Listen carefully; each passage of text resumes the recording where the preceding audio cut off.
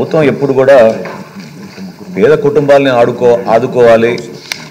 రాష్ట్రంలో మేము చేస్తున్న సంక్షేమ కార్యక్రమాల ద్వారా ఎక్కువ మందికి మన అర్హత కలిగే విధంగా ఒక అండగా నిలబడాలి, ఒక భరోసా కల్పించే విధంగా ముందుకెళ్లాలని మా కూటమి ప్రభుత్వం ఎప్పుడు కూడా ఆలోచిస్తూనే ఉంది అధ్యక్ష.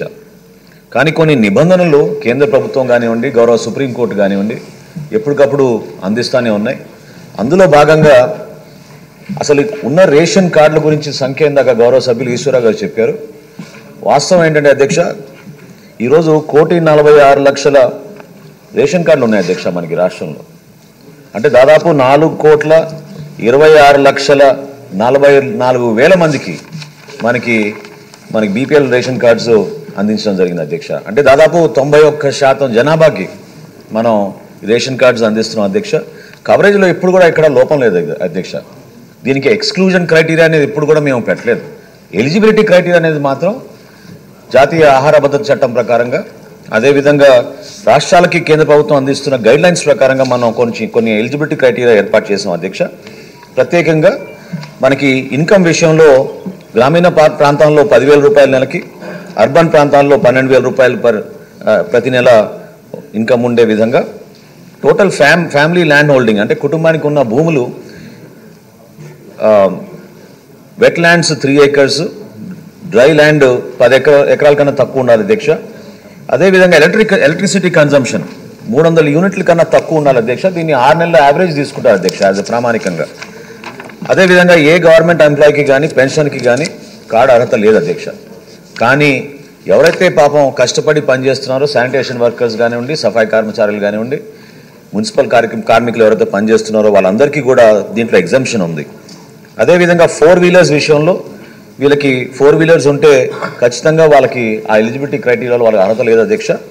ఇన్కమ్ ట్యాక్స్ విషయంలో మీ అందరికీ తెలుసు, కేంద్ర ప్రభుత్వం ఎప్పుడైతే ఈకేవైసీ ప్రాసెస్ చేయమందో ఆధార్ని మనం అనుసంధానం చేసుకుని ఒక్కసారి ఇప్పటివరకు మనకి ఇన్కమ్ ట్యాక్స్ గురించి కూడా మనం డేటా షేర్ చేసుకున్నాం. సో అందులో కూడా ఇన్కమ్ ట్యాక్స్ పే ఎవరిని ఉంటే వాళ్ళకి అర్హత ఉండదు అధ్యక్ష. మున్సిపల్ ప్రాపర్టీ 1000 స్క్వేర్ ఫీట్ కన్నా ఎక్కువ ఉంటే ఖచ్చితంగా వాళ్ళకు కూడా అర్హత ఉండదు అధ్యక్ష. నేను చాలా గర్వంగా చెప్తున్నాను అధ్యక్ష, ఈరోజు ఆంధ్రప్రదేశ్ భారతదేశంలో నంబర్ 1 స్థానంలో నిలిచింది అధ్యక్ష ఈకేవైసీ ప్రాసెస్లో.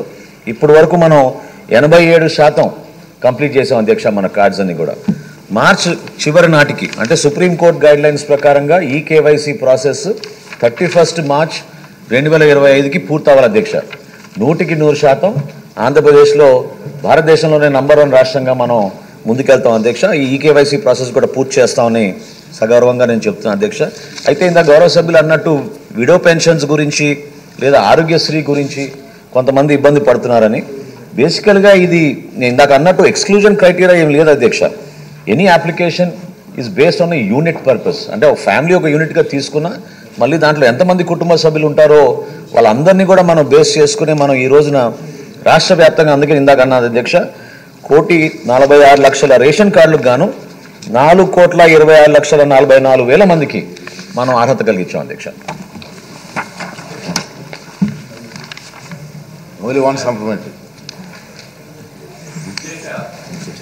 ఎవరన్నా ఒక జీవనోపాధి గురించి ఒక ట్యాక్సీ కొనుక్కుని 4 వీలర్ సెకండ్ హ్యాండ్ కొనుక్కుని అది యూజ్ చేసుకుంటా ఉంటే మీకు 4 వీలర్ ఉంది, కారు ఉంది అని చెప్పి వైట్ కార్డు తీసేయడం జరుగుతుంది అధ్యక్ష.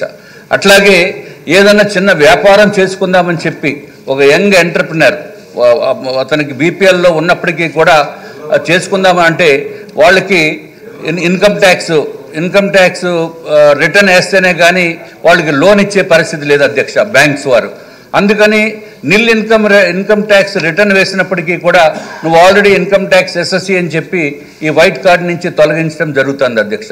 ఇది కూడా మంత్రివర్యులు దృష్టిలో పెట్టుకుని దానికి ఏ విధమైన చర్యలు తీసుకోవాలా అనేది తమ ద్వారా నేను కోరుకుంటున్నాను అధ్యక్ష.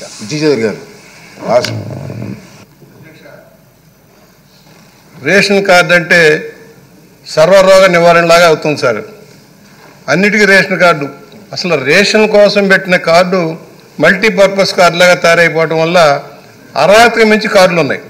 జనాభాకి మించి పేదరికానికి, అసలు ఎంత పేదరికం ఎంత, ఏ రేంజ్ వరకు కార్డు ఉండాలనే భిన్నంగా అన్నిటికీ అవసరమని ఆ రేషన్ కార్డుల వల్ల ఇవాళ రేషన్ తప్పుదారి పట్టిపోతుంది అధ్యక్ష. ప్రభుత్వాల మీద భారం పడుతుంది, రేషన్ తప్పుదారి పట్టిపోతుంది, కార్డులు లేవన్న ఆందోళన వస్తుంది.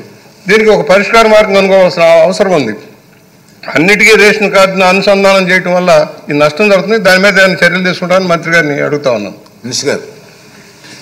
అధ్యక్ష, గౌరవనీయులు సీనియర్ సభ్యులు బుచ్చయ్య చౌదరి గారు చెప్పిన మాట వాస్తవం అధ్యక్ష. ఎక్కువ శాతం జనాభా రేషన్ కార్డు ఉంటేనే అన్నిటికీ ఇది ఒక సర్టిఫికేట్ లాగా భావిస్తున్నారు అధ్యక్ష. అందుకనే రేషన్ కార్డుని రైస్ కార్డుగా మనం టైటిల్ చేసి ప్రత్యేకంగా వీలైనంత వరకు మనం ఏదో విధంగా ఒక మార్పు తీసుకురావాలని ఒక ప్రయత్నం చేస్తున్నాం అధ్యక్ష. ఇందాక అన్నట్టు రాష్ట్రంలో ఈరోజు మనం 4,26,44,000 మందికి మనం ఈ అర్హత కలిగించినప్పుడు కేంద్ర ప్రభుత్వం మనకు అందించే సహాయం దీంట్లో కేవలం 61% అధ్యక్ష. ఎన్ఎఫ్ఎస్ఏ కార్డుని వాళ్ళు గుర్తించింది ఓన్లీ 61%. రాష్ట్ర ప్రభుత్వం 39%, మిగిలిన 39% కార్డ్స్కి రాష్ట్ర ప్రభుత్వం అందిస్తుంది. గౌరవ సభ్యులు రాజుగారు అన్నట్టు ఈ ట్యాక్సీస్ మాత్రం ఖచ్చితంగా దే ఆర్ ఎగ్జామ్టెడ్ అధ్యక్ష. అది పొరపాటున మీకు ఎవరో సమాచారం అందించారు. ట్యాక్సీస్ ఎవరికైనా ఉంటే మన వాహన మిత్రతోటి మన పోర్టల్ తోటి మనం అనుసంధానం చేసుకుంటాం. Taxes are definitely exempted from it. ఎవరన్నా అటువంటి పొరపాట్లు ఎక్కడ జరిగితే తప్పకుండా మా దృష్టికి తీసుకురండి, మేము సవరించుకుంటాం. అదేవిధంగా మనం ఈ ఐటీ రిటర్న్స్ గురించి ఇందాక అన్నట్టు అధ్యక్ష, ఇప్పుడు వరకు ఒక్కసారి ఐటీ రిటర్న్స్ అనుసంధానం చేయడం జరిగింది. అది మరి భవిష్యత్తు జరుగుతుందో లేదో ఐ డౌట్ ఇట్. కానీ ఎక్కడైనా మిస్టేక్స్ ఉంటే, పొరపాట్లు ఉంటే, జీరో రిటర్న్ ఫైల్ చేసిన వాళ్ళకి అటువంటి పొరపాటు ఉంటే తప్పకుండా మా దృష్టికి తీసుకురండి అధ్యక్ష. Government will respond.